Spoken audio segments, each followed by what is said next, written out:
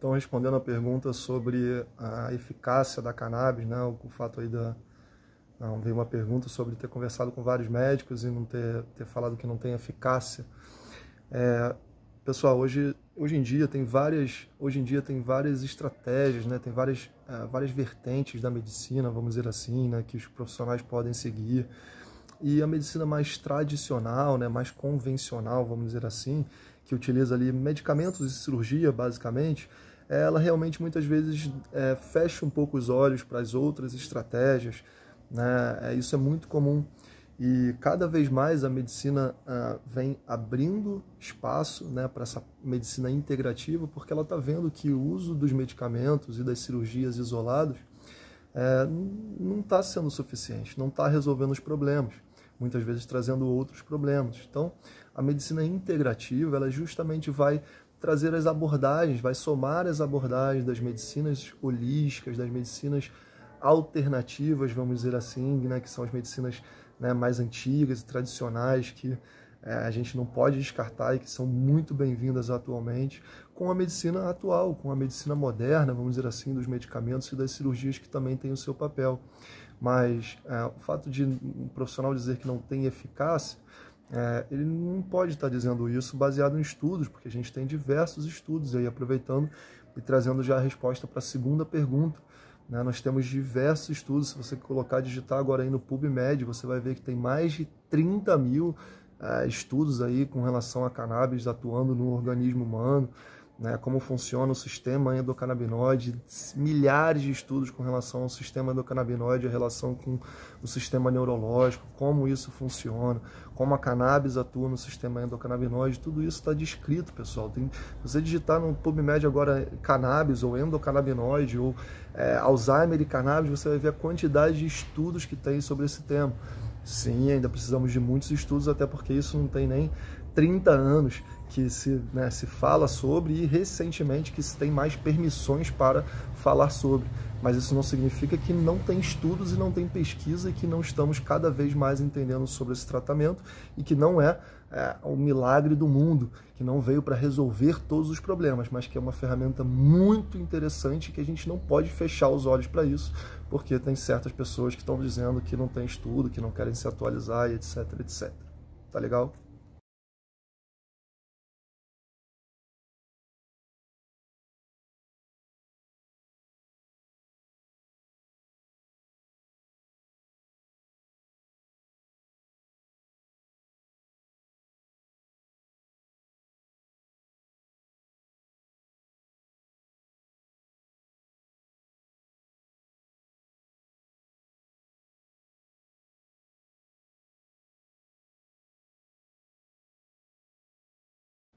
Com relação ao uso do escitalopram para pacientes com doença de Alzheimer, é uma estratégia que algumas vezes pode ser utilizada aí para melhora sintomática, vamos dizer assim, desse paciente, né, melhorando alguns neurotransmissores, né, dando ali uma melhora de humor para esse paciente, mas ela não vai estar atuando na doença propriamente dito, ela não vai estar atuando em melhora cognitiva, ela não vai estar atuando na fisiopatologia da doença, ela é mais uma medicação sintomática.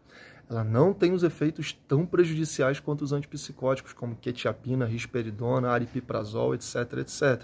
Mas também tem seus efeitos colaterais, como, por exemplo, constipação, né? Se for um idoso sexualmente ativo, pode alterar, né, a vida sexual desse idoso, né? Dentre outras complicações ali que podem acontecer, mas não tão significativas e prejudiciais como os antipsicóticos, tá legal?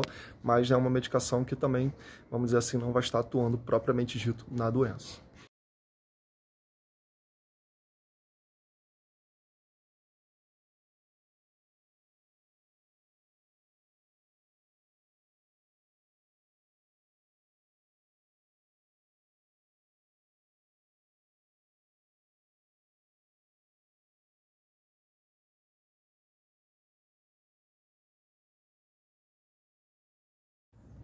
Então, a primeira coisa é a gente entender com relação a essa questão da memantina, como foi esse processo de desmame, né, de desprescrição, de retirada da memantina. Foi um processo gradual.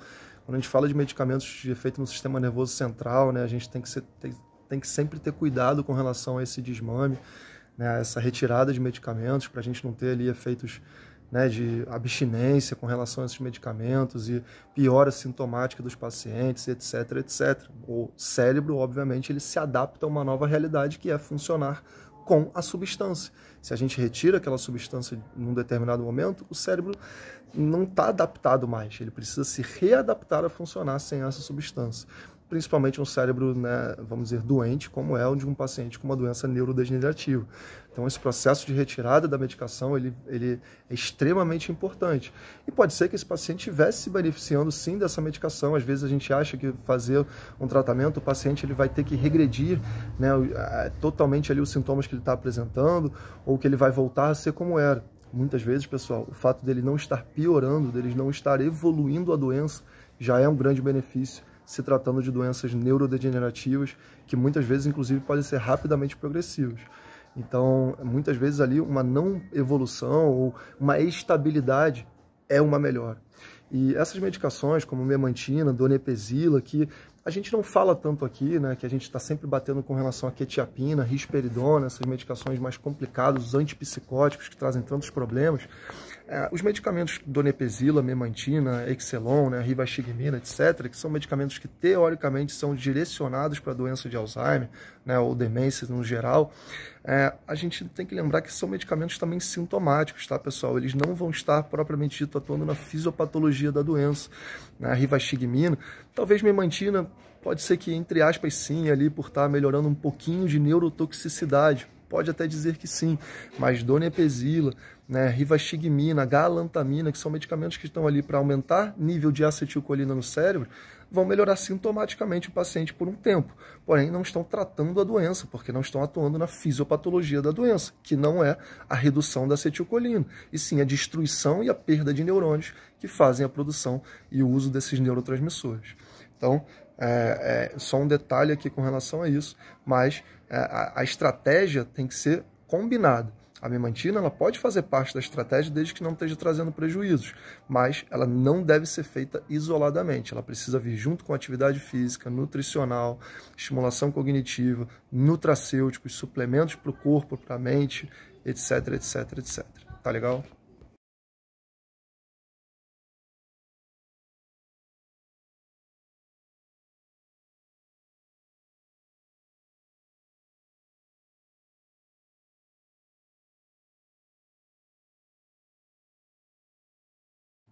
Sim, o canabidiol, que é o CBD, que é a substância não entorpecente, esse seria o termo correto, né, que muitas pessoas falam não psicoativo, isso não é verdade, o CBD ele é psicoativo, ele tem atividade cerebral, né, ele tem atividade ali nos sistemas do cérebro, sistema neurológico, então ele é psicoativo, mas ele não é entorpecente como pode ser outras substâncias da planta, como o THC.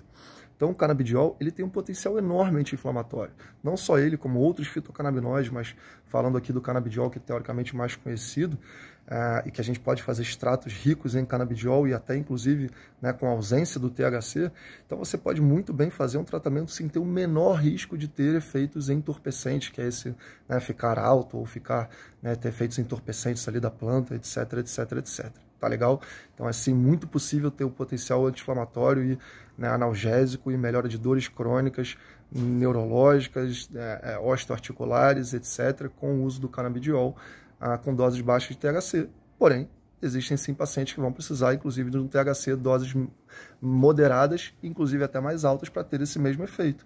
E a gente vai sempre titular com relação a benefícios ali, efeitos terapêuticos e possíveis efeitos colaterais. Tá legal? Essa é a estratégia que é utilizada nesses casos.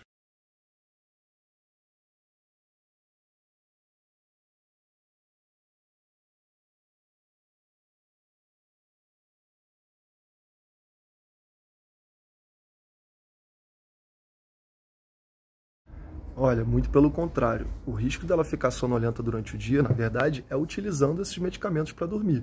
Inclusive, ela, como sendo uma senhora, né, a sua avó, então acredito que tem aí acima de 60 anos, 65, 70, 80, não deveria estar utilizando sedativos hipnóticos. Tá bom? Esses medicamentos aumentam o risco de queda, de perda de memória, diversas alterações que a gente não quer que o idoso esteja em risco. Então, se ele está em uso desses medicamentos, ele, na verdade, deveria estar buscando outras estratégias. Você está utilizando, né, clonazepam, rivotril, lexotan, alprazolam frontal, Zolpidem, que agora virou também aí, né, medicamento controlado, receita azul, né, devido aos riscos que está trazendo aí para pessoas idosas, enfim, de todas as idades. Então, realmente é importante que ela faça alguma outra estratégia, e a cannabis, sim, é uma excelente estratégia. Inclusive, mais uma vez aqui, falando sobre a questão de CBD e THC, muitos pacientes somente com CBD ou com extratos ricos em CBD vão ter uma excelente resposta com relação ao sono, e outros precisando de um extrato full spectrum ou com uma presença ali né, do THC para ter esse efeito, mas que certamente vai ser 1 milhão de vezes melhor do que está fazendo qualquer um desses medicamentos que são aí extremamente prejudiciais, os sedativos hipnóticos, os benzodiazepínicos.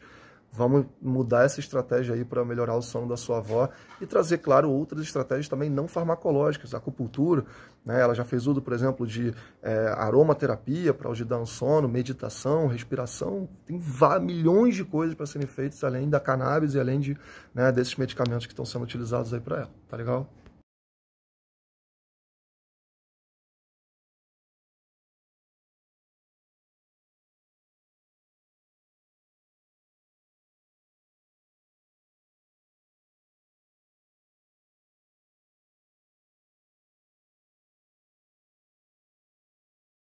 Quero parar meu remédio para ansiedade para cannabis, tenho medo de dependência e se quero parar direto.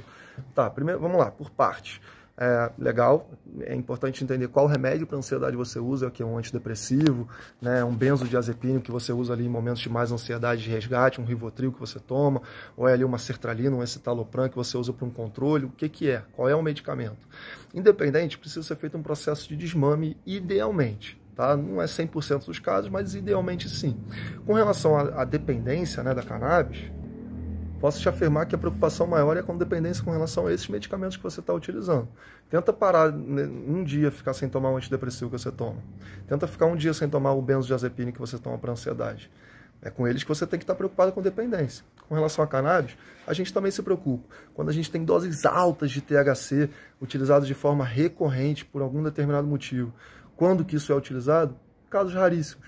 Sim, isso é utilizado no uso recreativo, no uso adulto da cannabis, no uso para entorpecimento, para, né, expansão de consciência. Mas não para o uso medicinal na grande maioria das vezes. Alguns pacientes sim, e a gente vai sempre dosar ali qual é realmente o efeito colateral, o efeito terapêutico, se isso for necessário. Mas na grande maioria das vezes é um extrato rico em canabidiol, que não tem potencial de dependência e que vai auxiliar muito no quadro de ansiedade e vai auxiliar o paciente a ficar sem esses medicamentos que eles sim são prejudiciais e trazem dependência e prejuízos aí a longo prazo. Legal?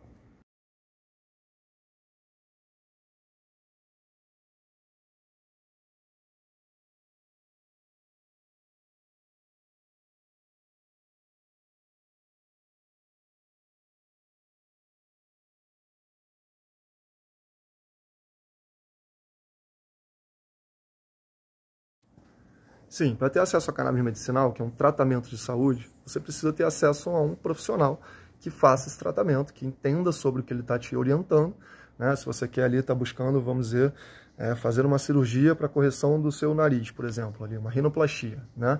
Você vai buscar um profissional que você sabe que é um cirurgião plástico, né? Ou otorrino, né? Mas, enfim, vai buscar ali um profissional que alguém te indicou, né? Ou que você fez uma boa pesquisa e viu que, não, esse profissional aqui tem experiência, ele trabalha com isso, tem pessoas ali que estão recomendando, que já fizeram um tratamento que é, né, adequado. Basicamente como você faz para qualquer tratamento de saúde. É assim que você vai fazer um tratamento com a cannabis, buscando um profissional, e hoje temos vários profissionais de confiança, né? Você está aqui com um laboratório que tem, né, uma vasta relação com profissionais de qualidade que confiam no laboratório e que o laboratório também confia neles para indicação e para a realização desse tratamento. Realmente hoje tem muita gente que se diz, né, não sou prescritor de cannabis, vamos dizer, tá na moda, né? Isso é muito comum.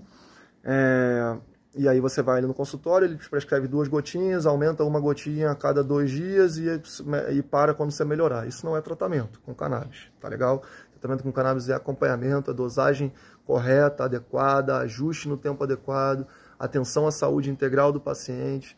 Esse é o tratamento adequado com cannabis medicinal. Então, não é difícil de achar, você já está aqui no meio, aqui, vamos dizer assim, que você tem acesso a profissionais e, né, a medicamentos de qualidade e o tratamento que seja feito de forma adequada, tá bom? Então, é mais ou menos por aí.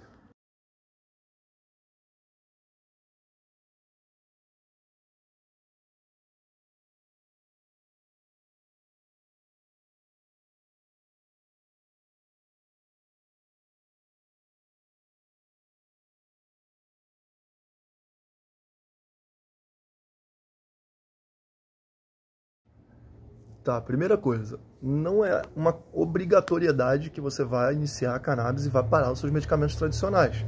Tem muita gente que faz, tem muitas pessoas que fazem o tratamento, que precisam fazer o tratamento combinado, tá bem? Tem pessoas que precisam tomar 1, 2, 3 medicações, às vezes, para o seu quadro de saúde. Mas, obviamente, o nosso objetivo é fazer com que você utilize o mínimo de medicamentos necessários. E a cannabis ela pode te ajudar em várias questões. Então, por exemplo, tem pacientes que fazem medicamentos para dor, para insônia e para ansiedade. Tira esses 3 medicamentos e a cannabis auxilia nessas 3 questões e não precisa mais tomar essas 3 medicações. Eu estou falando isso porque eu já fiz com vários pacientes que estão atualmente tomando somente a cannabis para essas 3 questões. Ah, mas você tirou o antidepressivo de quem está com ansiedade. Antidepressivo trata ansiedade ou trata sintoma de ansiedade? Então, não me venha, enfim. Então vamos lá. Então, mas existem pacientes que muitas vezes vão fazer a cannabis com outra medicação. Isso é muito comum também, né? A gente vai objetivar sempre que o mínimo de medicamentos necessários seja feito. E aí, não necessariamente você, né, a cannabis junto com outros medicamentos ou sem outros medicamentos, ela vai trazer efeito, desde que você esteja tomando na dosagem adequada, na concentração adequada, com acompanhamento adequado para o seu quadro. Tá legal? Então, é por isso que a gente fala, não é de, vou comprar ali um óleo, eu vou começar a tomar aqui 3 gotinhas. Tá, é uma roleta russa. Então, precisa de um acompanhamento adequado para que haja a resposta terapêutica adequada do seu quadro. Legal? Forte abraço e até a próxima.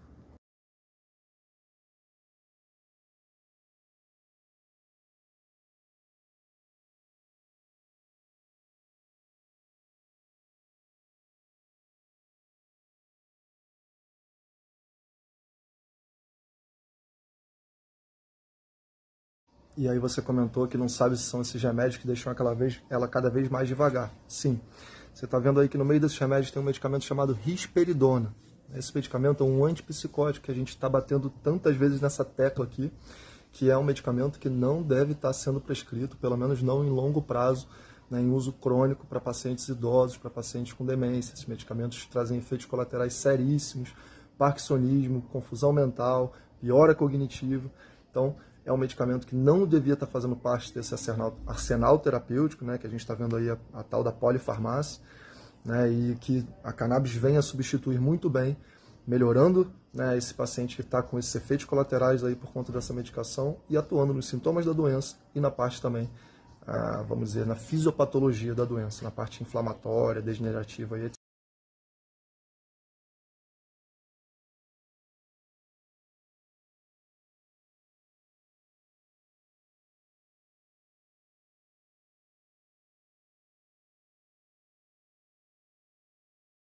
Eu já coloquei isso aqui no outro stories, mas vamos lá. Então tem algumas estratégias, na verdade, não é uma única medicação, um único tratamento, não é utilizar somente a cannabis, não vai ser isso que vai resolver.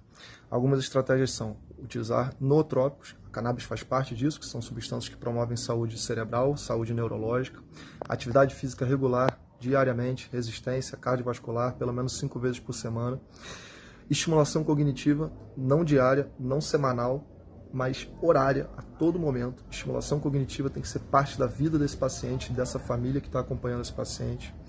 Evitar o uso excessivo de medicamentos, principalmente medicamentos controlados, principalmente em combinação, em polifarmácia, isso é péssimo. E a gente vai conversar também um pouquinho mais sobre isso. E, claro, aprender sobre a doença e aprender os cuidados que esse paciente vai precisar receber a partir do momento que ele tem esse diagnóstico. Isso é muito importante em quem tem o diagnóstico de Alzheimer, porque vai fazer parte da vida dessa família aí pelos próximos anos.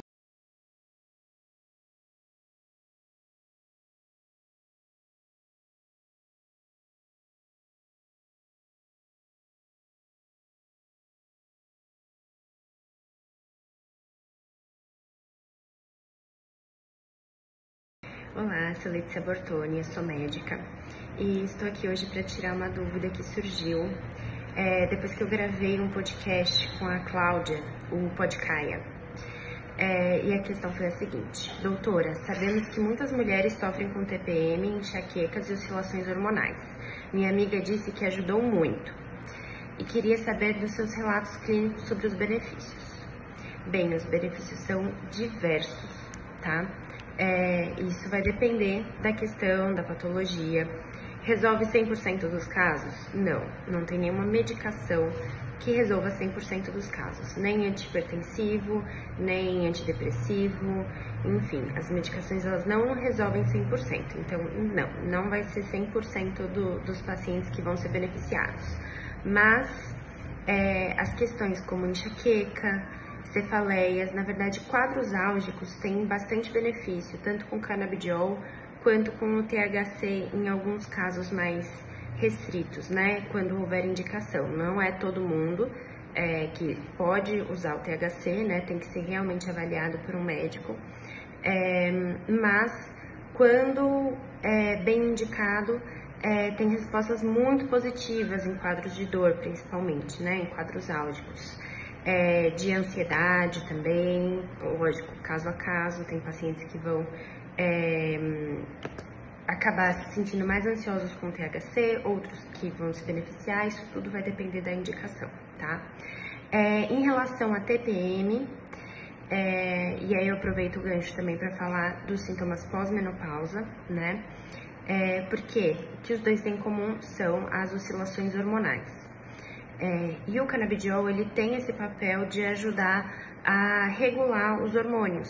Então, ele é muito benéfico nesse sentido, no sentido de agir na raiz da questão. Mas, além disso, ele ajuda bastante com os sintomas. E aí vai depender do que a paciente apresenta. Se é ansiedade, se é insônia, se na TPM ela já começa a ter dismenorreia, né, já começa a ter uma dor associada ao período pré-menstrual. Então, isso, né, tem que ser avaliado, e aí vai depender de cada caso qual vai ser a terapia mais adequada, né? Além disso, é muito importante, como eu já falei no podcast, avaliar qual que é o ciclo de vida que a paciente está, como que são esses sintomas em relação ao estado de vida que ela está passando, porque não adianta a gente medicar para insônia, né? Uma paciente que vive uma vida super estressada, não faz atividade física, não se alimenta corretamente, se alimenta com ultraprocessados, toma café o dia inteiro, fica no celular antes de dormir, enfim. Você vai medicar? Pode medicar e pode sim melhorar, né? Na verdade, até esses casos costumam ter resposta, mas não é o mais adequado, né? O melhor é você realmente tentar buscar ferramentas mais naturais, que o que é natural não tem efeito colateral. E aí, o que vem de fora, né, o que vem de medicação, o que a medicação pode ter algum efeito. Então, o ideal sempre é pensar no estilo de vida, mas, às vezes, ainda mais, né, com o estilo de vida que a gente leva na sociedade, hoje em dia a gente precisa de uma ajuda, né, de uma medicação que possa auxiliar com menos efeitos colaterais possíveis. Então, nesse caso, a cannabis medicinal auxilia bastante. Além disso, né, ver como estão em relação à TPM, quais são esses sintomas e como que você pode entender qual é o ciclo, qual é a fase que a pessoa tá, né? Entender que vai ter um período do mês que ela vai ficar mais inchada, vai ter um período do mês que o humor vai ficar ruim, que a atividade física que ela vai fazer, tem atividades que são melhores dependentes da fase do ciclo menstrual que a mulher está. Então, né, lembrar que as mulheres são cíclicas e que isso é normal. Mas às vezes isso acaba ultrapassando, né, o normal, o fisiológico, e acaba prejudicando a vida dessa mulher. E aí é necessário a gente entrar com um tratamento que possa auxiliar a amenizar esses sintomas quando eles são exacerbados, né? Porque é esperado uma certa mudança de humor, uma certa mudança, né, do corpo, então vai sentir um inchaço maior, vai reter mais líquido nesse período, enfim, entender quais são as mudanças e se aquilo ele tá passando do normal. Quando ele passa do normal, que aí a gente precisa pensar em medicar, né? Mas é importante não também sair medicando todos os casos, e sim avaliar caso a caso. Bem, eu espero que tenha ajudado, que tenha esclarecido um pouco a sua dúvida. E em caso de mais dúvidas, pode mandar por aqui, pode entrar em contato com a gente que a gente responde sempre que possível, tá bom? Até mais!